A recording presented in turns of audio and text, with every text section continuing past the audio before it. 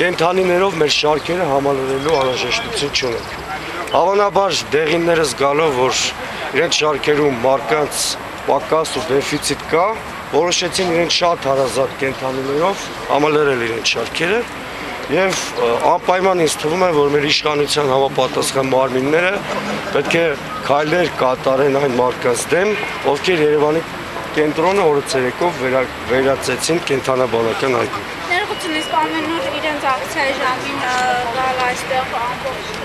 Ես արդեն մի անգամ ասեցի, ստացվում է ես Մետելիցա սրճարանի գովազդ անող աշխատեմ, բայց ես այդ անհրաժեշտությունը չունեմ։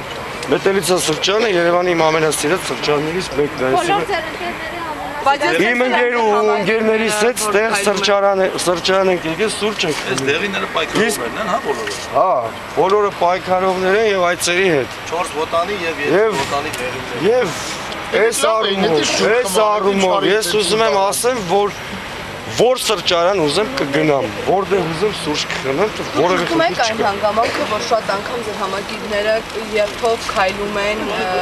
դեղին գլխակավորների հետևից։ Իհարկե շղթում են։ Մենք շատ դաստիարակված համակիրներ ունենք։ Եթե իմ տեսախցիկը ֆիքսել է ձեր համակիրներին։ Դուք մի ապացուցեք, որ դա մեր համակիրն է։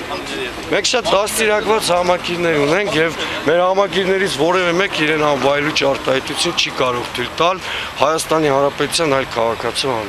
Իսկ ինչու են կենտանիների հետ եկել։